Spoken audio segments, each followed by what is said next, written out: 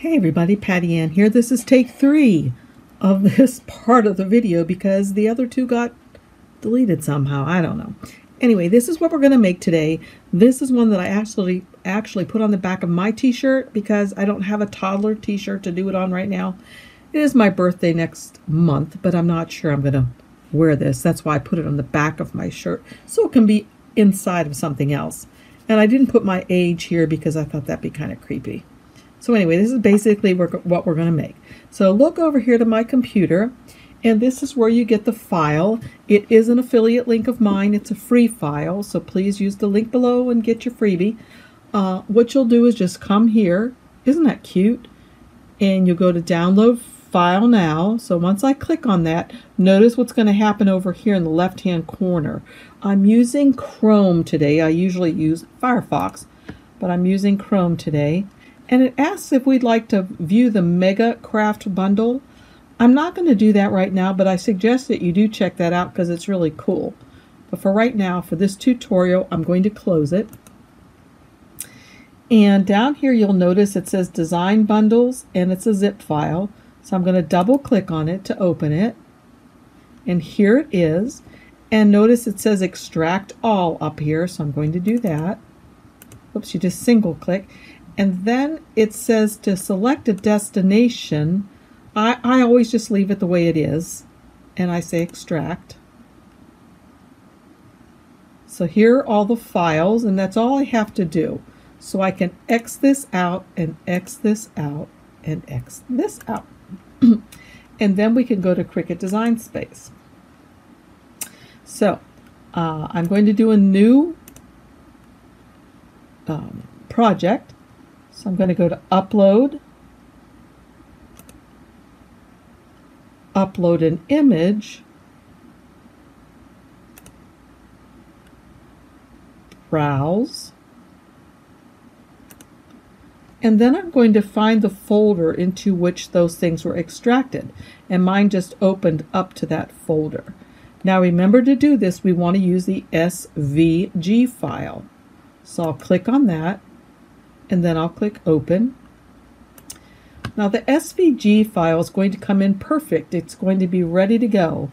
Notice it has the checkerboard background. That means it's transparent. There's no white background. There's nothing else. So I should fix this name for something that I can find and put in tags and then go to Save.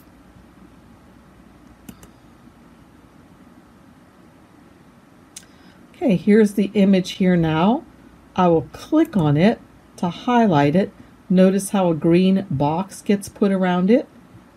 After the green box is put around it, to highlight it or select it, I'll come over to Insert Images.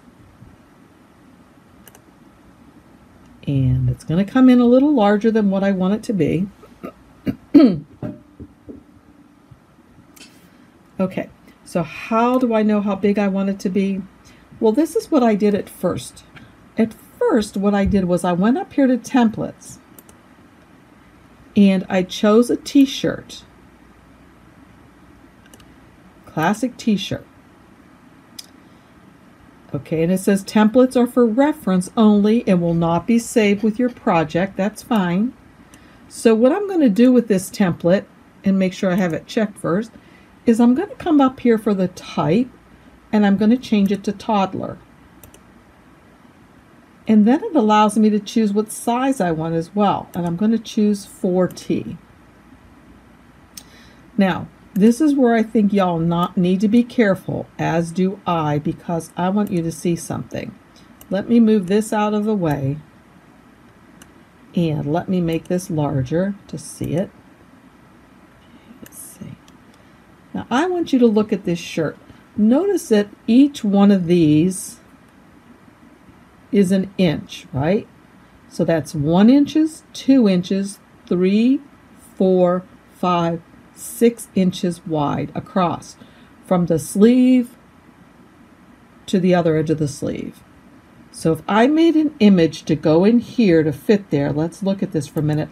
Let me get a shape out. And suppose I want this shape to fit right in here nicely for the toddler size shirt. And I'll unlock it. and maybe I want it to be about like that. I want you to look up here at the size. It says it's under 3 inches by about 2 inches. Okay, that is crazy. For this image to be that tiny, 3 inches, no, less than 3 by around 2 is crazy. There is something wrong unless I'm not understanding something about these templates, and you let me know. Because if you come down here to my desktop and I have a toddler t-shirt, remember this one that I made for my grandson? Okay, if I look at how big I made this, and this is a 3T, I made this about 6.5 inches across. Okay, that's not what I really want you to look at is this though first. If we measure from the top part of this sleeve over across to the top part of this sleeve, it's 18 inches. Where in the world, let's look up here at Cricut again, where in the world did they come up with this t-shirt that measures only 1, 2, 3, 4, 5, 6 inches across? From the tip of the sleeve to the tip of the sleeve. So, in this case, we cannot use that darn template at all. Again, unless I'm doing something wrong, and if I am, let me know. So, what I'm going to do instead is I'm going to make this, and I can get rid of the box. I'm going to make this a different width. But before I do that, I need to ungroup some things because I want to get rid of these numbers down here. These are all numbers that we can use to add in different birthday years or amounts. So I'm going to ungroup, and I think now I can get rid of those, yes. But let's just pretend for a minute that instead of it saying 3, I want it to say 2. Well, these are still grouped together, so I'd have to ungroup them again. And now I can grab out the 2 and save it. And what I would do now is just put a box around all of this and delete it. Now, if I want to change this 2 for the 3, I can't get that 3 out of there. Let me undo it. So I'm going to click on this and ungroup, come here where the 3 is, and exit out so it's gone. And now I can just bring the 2 over here, but it goes behind, and I don't want it to go behind. So I can either right-click on this and say Send to Front, or if you'd prefer, you can click on it and come up here to Arrange and Send to Front. Both mean the same thing. So I can bring it over here, and now it's in the front, and I can resize it. Okay, that's pretty cool. Now, I'm going to be using the flock that I have, and I don't have 2 different shades of purple. I only have 1 shade of purple. So what I'm going to do is I'm going to change this Y, and I'm going to make it red like the B. So in order to do that, let's see, if I click on this, it's all grouped together again. So I need to ungroup, and then I can click on the Y, and I can come up here and make it red. Now if I choose one of these colors that is up here, these are ones that are already being used in the project. So I'll choose the red. Perfect. Okay, now let's look and see if we go to make it, what's going to happen. Okay, that's a mess, right? Starting with the black mat, it's a mess. Let's cancel that. So you may be thinking, well, all I need to do is to attach everything and everything will stay where it's supposed to be. But if we select all of this by drawing a box around it, or we come up here to select all, and we come down here to attach, watch what happens. Okay, that's definitely not what we want. So let's undo that. So what you have to do in this case is you must pick the same colors and just attach them to the mat. So let me show you. let's start up here with the B, which is red. Click on it, and then I'm going to hold down my Shift key and click on everything else that is red in the picture. And it's easiest for me to do this in the Layers panel, but it can be done either place. But wait, let me show you something. We're not going to be able to click any of these little confetti pieces here because they are grouped together. We need to ungroup those so we're able to pick them. And it may be the same, I think, down here. So let's ungroup those. Okay, perfect. So now once again we can start, well, the purple's up at the top now, so let's start with the purple. I'll get a purple dot, hold down my Shift key, get another purple dot, and then I'm going to scroll down until I find all the purples. So there's a purple. I'm still holding my Shift key down. I'm not letting go of it the whole time I'm selecting the purples. A. And I think that that is all of the purple. So now what I'm going to do is I'm going to come to attach. And they stay purple. And they get moved, all of them, to the top, just like that. So I can click on this button and it kind of minimizes them. See? So that they're no longer showing up in the Layers panel. So the next color I can do is the blue. I'll select the first blue one, hold down my Shift key, select the next one, then I'm still holding down my Shift key, coming down, finding all the rest of the blues, still searching. There's a blue, still searching. Okay, that's it. So now I can let go of my Shift key and just hit attach. Now when you attach something or work on something, it gets put at the very top.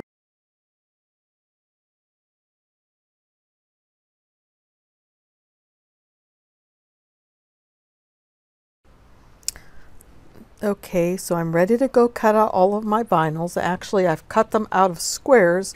So if you look down here at my desktop, you can see I have the red.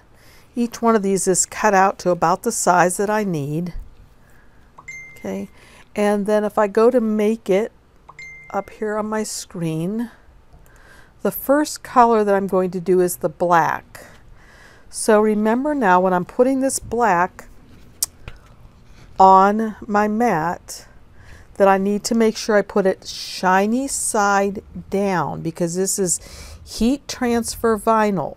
Shiny side down always. And what else do I need to remember to do? If I go to continue up here and I connect to my machine and I tell it which product I'm using, and in this case I am using what I call everyday iron-on, even though it's the flock that I love. Each one of those is that soft fuzzy flock, everyday iron-on. I get this little warning up here. I wish it was bolder, but it says make sure mirror is turned on and the iron-on material is face down. Now what I could do if I don't want to have to remember to turn mirror on all of these, I can cancel this. Yes, I'll cancel the cut. And what I can do on this item right here is just go ahead and come up here to flip horizontal. And notice that's going to make it mirrored just like that. So now I can go to make it. Notice this is already flipped even though I didn't do it. This one should be flipped as well. There's the B, it's mirrored. So I'm going to go back up to the black because that's the one I'm starting with. I'll put this in my machine and I'll be back when they're all done. Okay, what I'm doing right now is I'm cutting these apart because it was just breaking my heart to use too much of my flock. So I'm seeing where I can cut these, and so the layering of this will be a little different than what I would normally do, but I can just save big chunks like this, and if I can save big chunks like this for other projects, I like to. So here's the first two pieces I'm going to be using. Let's see what I can do with the green. Okay, the green has a piece cut right here. Okay, I'm going to start to weed these, and you're going to see just how much vinyl will be wasted in this because of the way I set it up. But I think it will be easier for you to be able to see what I'm doing. Now remember, I've told you before that we can save this stuff and still use it even though there's no backing on it. So look, that's all wasted. Crazy, right? Look at all that. I'm definitely going to be able to make something out of that. I could even draw something on the back of this to cut it out, and that still is heat transfer vinyl that I'll be able to put onto something. So let me save this over here with my saves. This is my good stuff. Let's do the yellow next.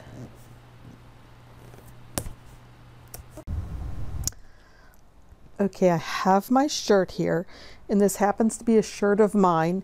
It's a V-neck because I like to wear V-neck shirts, so that's definitely why I need to have this mat of some sort in here, whether it's foam or whatever you find to use. Otherwise, that V-neck would make too big of a lump right there, and my vinyl wouldn't adhere properly. Now, the next thing I need to do is, while this is heating up over here, is to figure out which one of these I'm going to do first.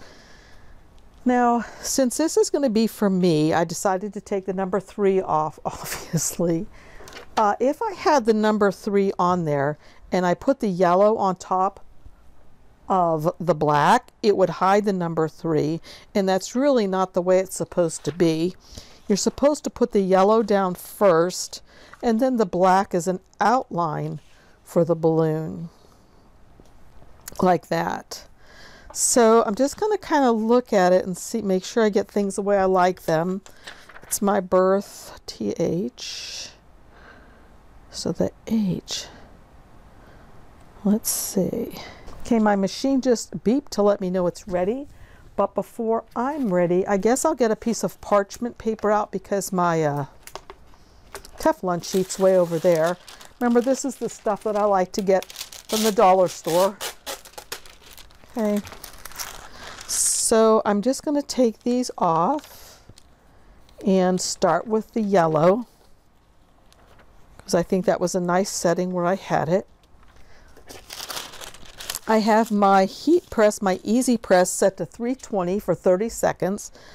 I'm going to try to only do this for about 15 seconds, maybe 20, and then I'll take this off because I'm going to do a bunch of different layers, so I don't need to do it all at once.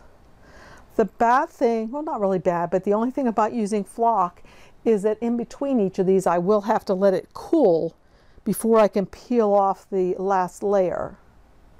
So that's pretty good for that. Hopefully it will adhere well enough. I do have to let it cool though, because if I try to peel it while it's still hot, it definitely will not work and will not stay on.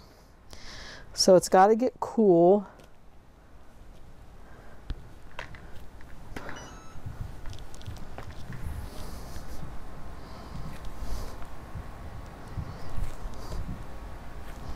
So I'm using my cold little hands. It's cold down here in the basement. Let's see if that will peel. It's not totally cold, but yeah, okay, that peels okay like that. Don't want to mess it up. Okay, it's not adhered perfectly, but that's good. Okay, there's the first one done. Let me put that in the trash. Now let me do this that has to fit on top of it perfectly, like that. So now I'll put this on top. I like to do that. It is all covered by the transfer paper or the carrier sheet, but I still prefer to use this. And then I'm going to hit that for like 20 seconds, 15 to 20 seconds. Okay. So again, I've got to let that part cool. And I'm putting this on the back of my t-shirt. Next month it will be my birthday. So who knows, maybe I'll wear this, but I doubt it. It'll be inside of another shirt and no one will see it. It's just so I had a sample to show you how it works. So again, I need to let the flock cool. You need to check and see what material you're using. If you're using regular vinyl, heat transfer vinyl, it probably has a different cool time or peel time. and I don't have those memorized. So every time I look them up to make sure I do it right. If you don't do it right, it will affect how well your vinyl will stick to your shirt. So again, this has to be a cold peel actually. So it's getting pretty cool. Yep, that's working perfectly. My last layer will be the one that I really need to worry about because I don't want to peel it too soon. See, this is not totally adhered there, and nor is that why. I probably peeled this a little too soon. See how it's coming up a little bit? That's okay because this isn't the last time I'm going to be adhering it. I guess I could put the B on now. Now remember, there are these two little dots here that I can make sure on either side. Now this time you'll notice this isn't totally covered with the transfer sheet, and that's when I definitely like to use the parchment paper. Here we go again. And again, I'm just going to do less than what it says normally, and maybe about 10 or 20, or about 20 seconds. And again, I'm not going to peel that yet. But while that is cooling off, let's see, it's B-I-R, so I could do the R next, I guess, or we'll go right in there. And if it didn't overlap this piece of transfer tape under here, I could have done both at the same time, but it does overlap it, so I can't do that one yet. I could stick my hand in here to get it off the mat a little bit and kind of let some air get to it, so it'll cool off more quickly. And I forgot to show you in the beginning when I first put this on here, I did heat press it first, you know, pre-press it to make sure that all the moisture was out of the shirt. Something that you're really supposed to make sure you do, and I forgot to show you that I did do that part. So that's good. So B-I-R, comes the R, and I want to make sure again that the dots go on either side of the little squiggly line. So again, about 20 seconds. And again, I'm going to let this cool so I can stick my hand in here and raise it up off that mat that I have in there, or that pad, foam pad that I get. You know, I have the link for that below. It's called a T-pad. It comes in a bunch of different sizes. Some that are excellent for in the sleeve, so you can do a sleeve or the long part of a sleeve of a shirt. Different sizes.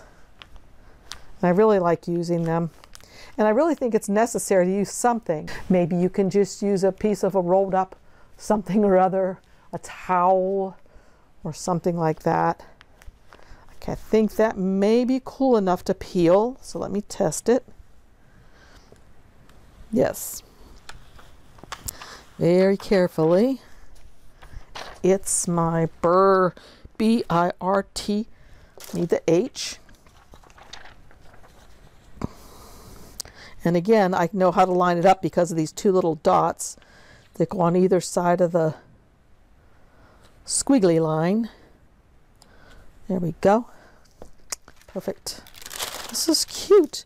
And again, remember now, this is going to be a little small probably for my t-shirt because I was kind of sizing it for a toddler size shirt. Just raising it up, using my cold hands. That might be cold enough. Let's wait another couple seconds. Okay, let's see. Yep. Okay. And that'd be really cute if it did have the number in there, but of course I'm not putting my age on there. All right, there we go. There's the D. B-I-R-T-H-D. Yeah. You know, you get to go in and you make sure you're doing it right. Really like using this EasyPress. I think I've told you I do have a great big heat press over there, but this is really nice for small projects like this, or if you're just doing one thing at a time. I really like it. I thought I would like my iron just as well, but my iron has little holes, you know, in the bottom and the plate of it, and that doesn't work all that great to me. Okay, it's hot, hot, hot. Cool it off. And I think this would look a lot cuter on a white shirt as well. And as I said, it would be bigger if it was on, if I were really putting it on my shirt. But this is toddler shirt size. I like this, it's cute. cute free file. I'll have the link down below again for the file. It is an affiliate link of mine, but it's free, so please use it. And I do appreciate when you use any of my affiliate links, because it does help me to keep this YouTube channel going, you know, especially so I can buy some more product to be able to demonstrate things on. Oh gosh, I think this is cute. I wish I would have saved the 3, because I really think it's actually kind of cute on there. Did I throw it away? Oh, might look for it and put it on in a little bit. And the last one is the Y.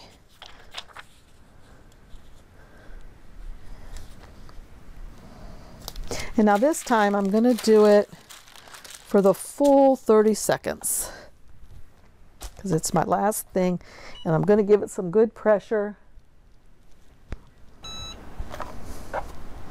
Okay. I can take the pad out now. This is the largest pad that you get with this set. It's pretty big. Yay. Okay, so here's how it's turned out so far. And of course I would turn it right side out or inside out so I could do it from behind, because that's what we're instructed to do with the EasyPress. So I think I will just go ahead and do that now. So I know where to put this. And we do it for another 15 seconds. Okay, there it is. Done. Take the pad out. And put this down here.